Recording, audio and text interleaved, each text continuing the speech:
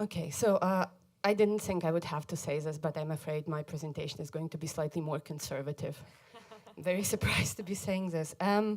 So yes, first of all, thanks very much for giving me an opportunity to present my research here. Thank you for absorbing so much knowledge circulating around this room, and I hope you still have a little bit of room left for my paper. I am going to be brief.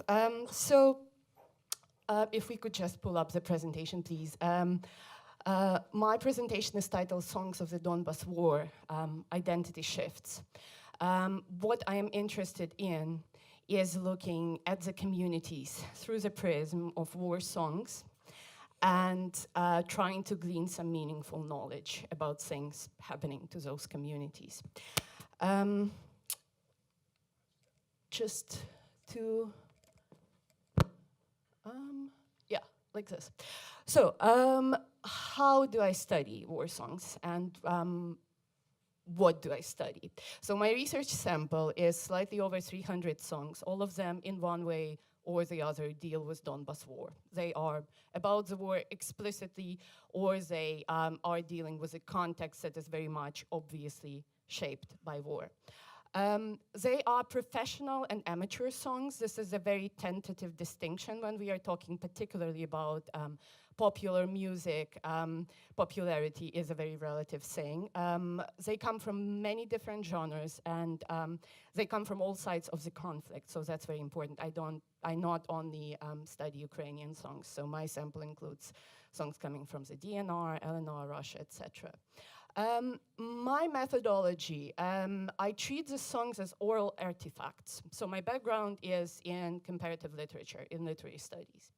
And so I approach them very much in terms of literary analysis. However, of course, due to the specifics of material, it does feature some anthropological elements, also because I am not an anthropologist by background. I'm trying to do those things very carefully, and I'm always very grateful for any feedback from the anthropologists.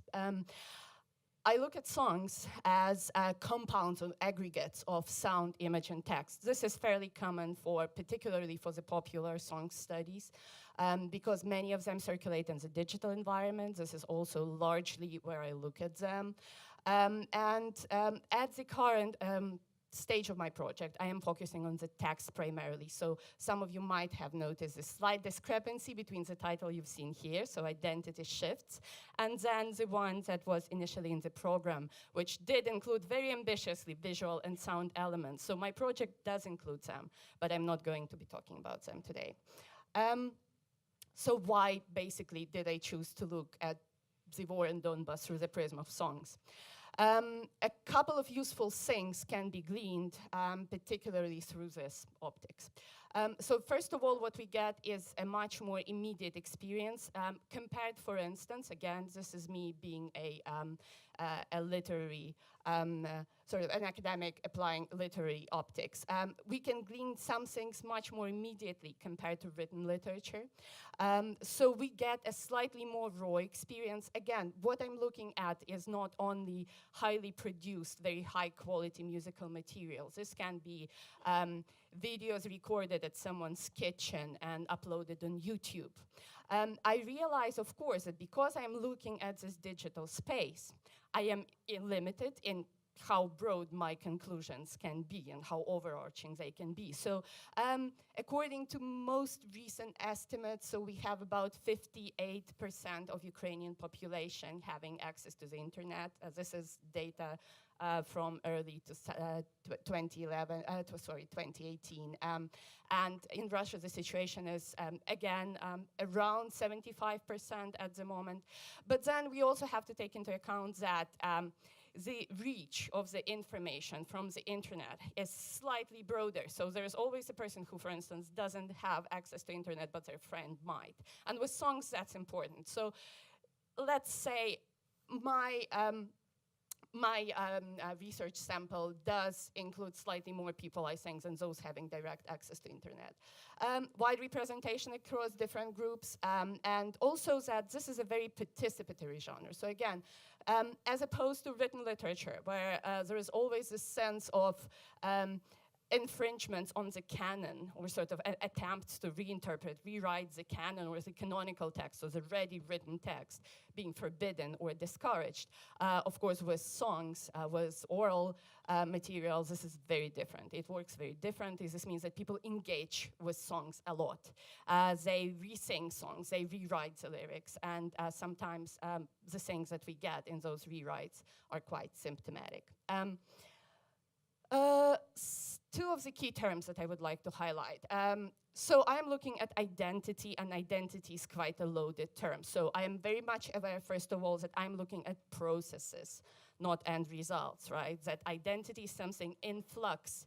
And what I'm seeing in those groups, it's true at the moment, and it changes as well, and it's not the same for all the members of those groups. So of course there's certain generalizations, but I think the material I'm getting might be still quite interesting. So not one specific type of identity. What I mean is that I do not approach my material keeping in mind, let's say, okay, let's analyze it from the point of view of ethnic or cultural identities that we might see here. No, I am looking at the very basic level.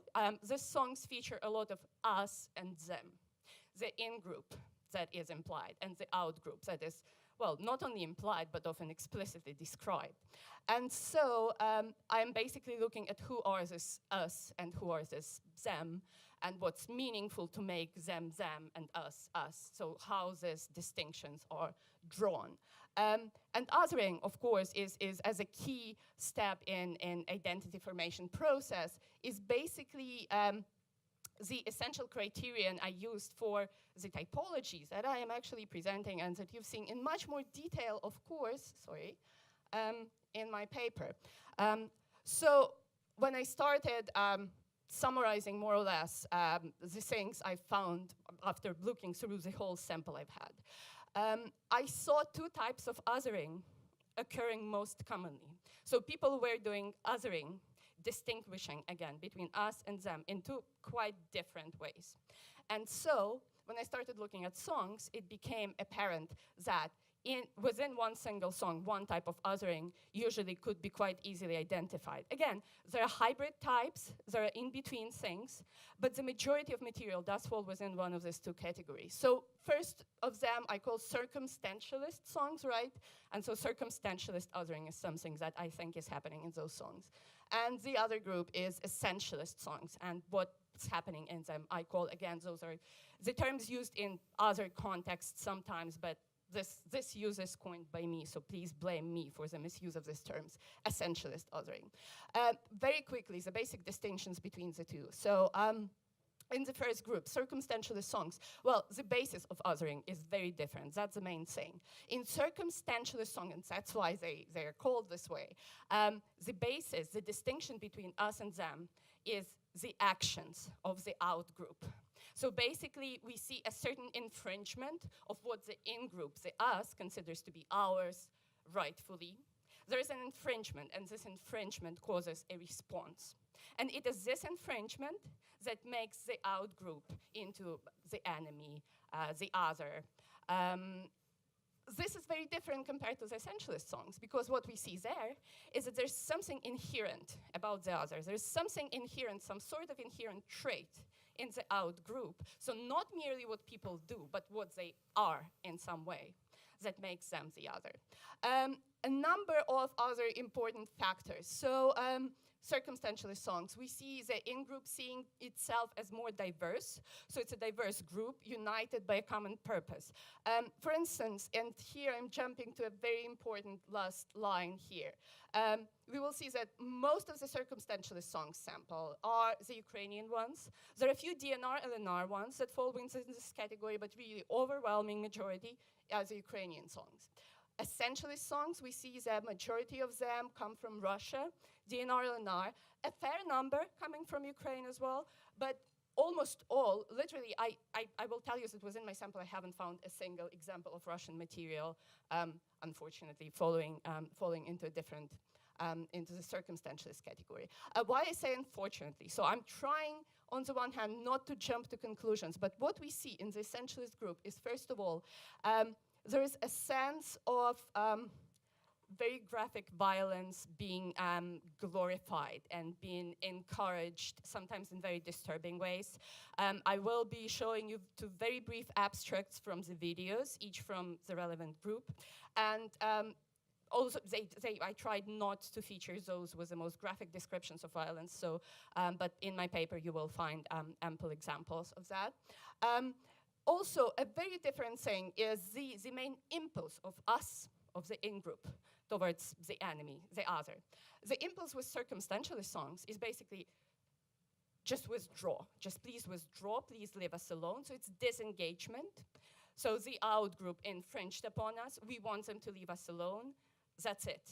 So even if we look at the songs, there is no vision of some sort of shared future. What would that future look like? The songs don't, in most cases, don't even look that far. If we look at the essentialist songs, that's very different. So here, what we see, the impulse is not merely to engage as opposed to disengagement with the out-group, but in many cases to absorb it somehow.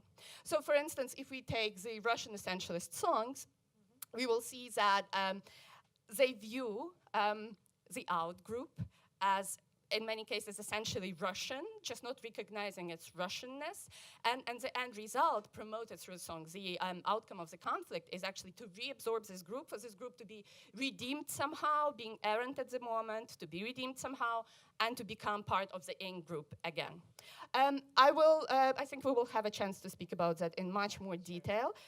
So what I would really just like to do now is if we could just play the first video, I will tell you two words. So this is a video recorded very early after the outbreak of the conflict, really by two Lugansk students who later left Lugansk, so they had to escape.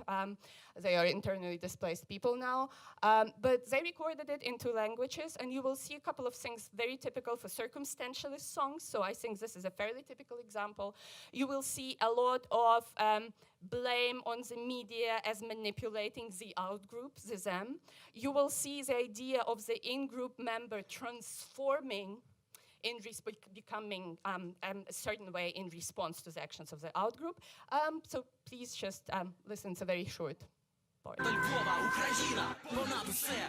Я бачив дивний сон стіною, захищали козаки своїх жінок, дітей прокинувся, все навпаки. Втрачаючи останню честь, озброєні чоловіки ховались за спідницями, в них попереду жінки. Я бачив дивний сон, де сплять спокійно наші матері, все тихо, мирно і домовилися бунтарі. Але, на жаль, все це було лише моєму сні. Ми засинали в темряві, а прокидалися в вогні. А наша Україна, наче мильний руський серіал, що невідомо чим скінчиться. Хто його спродюсував, коли вже серія остання, га?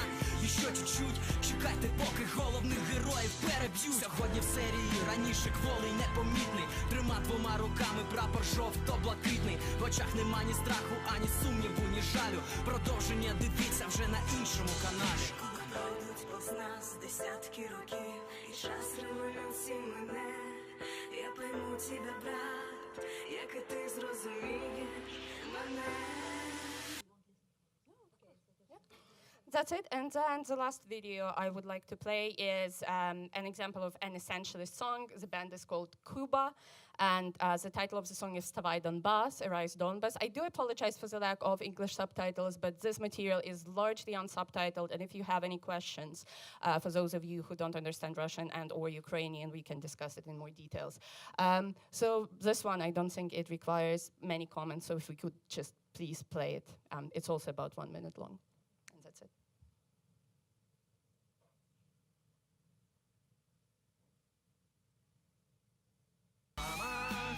Жизнь продолжалась от Донецка до Одессы, и зеленели города, возили уголь поезда, дымили трубы, как всегда. Мама, как в 41-м запада пришли к нам бесы, стоят уже у всех дверей, стреляют жены матерей, сжигают заживо людей. Вставай, Донбасс! Прогоним хунту вместе, вставай, Донбасс! Ты станешь новым Брестом, вставай, Донбасс!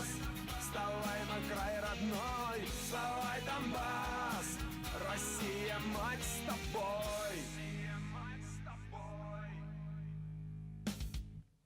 Thank you. I do have another video in store, but we will see if in the course of discussion we might have a chance to show it. Thank you. Thank you very much. Which is the third one? The third one is really explicit, but it's a hybrid version. So I spoke about those in between Okay. ones. Okay, Yes. thank you very much. Well, Thank you.